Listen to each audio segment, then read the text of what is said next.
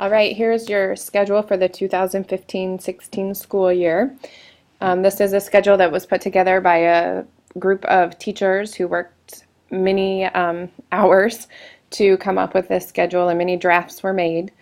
We had encore teachers, special education teachers, general education teachers, coaches, and Amber. We all worked on this schedule for many, many times and many conversations and reading some research and all that stuff to come up with this schedule.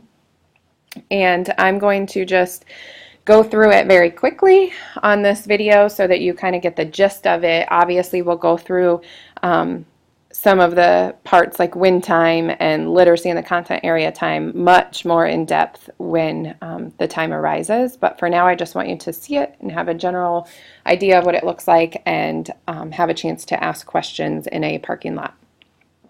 So to begin with, you can see to begin the day from 8 to 8:08, the entire building is having a check-in time, which will include watching and listening to the morning announcements every day. This is a time specifically set aside for the day to start off on a positive note for kids and having time to actually greet children and see how their morning went and making sure that we've got our day started positively and time to watch the announcements before the day begins and kids go to math or band or encore or wherever they're going at 8:08.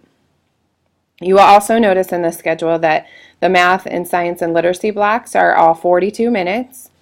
There is a built-in transition between each block of 3 minutes.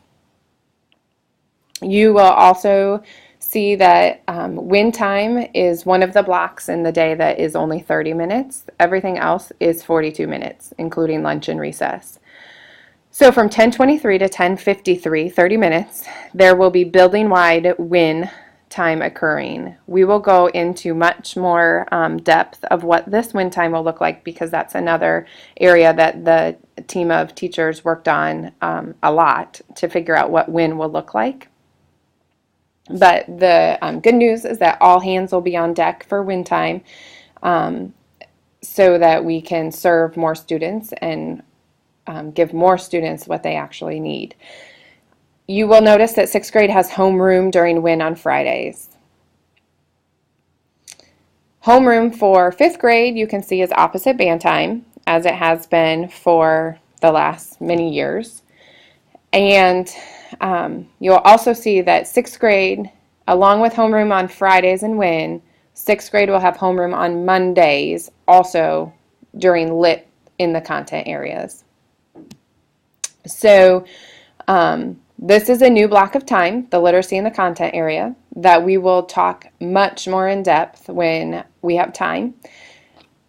But just to give you a general idea, it is more content time for core content time. For literacy teachers, this would just be more literacy time that you'll have with students. For math science teachers, this will be a time that you can do a lot of what we've been talking about with vocabulary work, shared reading, writing. So there's time built into the schedule for that to occur. You will also notice that at the end of the day there's a checkout time for 5 minutes, which is really just the reality of knowing that kids have to have time to pack their bags and get ready to head home for the day. So that is the schedule in a nutshell. I'm sure that there are many very specific questions that you might have about win time and literacy in the content time. We will have some time to discuss that, so no worries with that. There also is going to be a document attached to the email I sent that will have some frequently asked questions and answers to those questions. So please take time to read this document prior to asking any additional questions. I hope that a lot of your questions will actually be answered in this frequently asked questions document. That way we don't have repeats of questions. When you get to the end of this document, there is a link to a parking lot that you can click on and go and ask questions so that when we do have time to have a staff meeting and talk more in depth, that we can address questions and answers during that time. So that is that. Go ahead and look through it, think through it, think through it from the system perspective, also think through it from a neighborhood perspective, and then finally think through it from a personal classroom perspective. Thanks.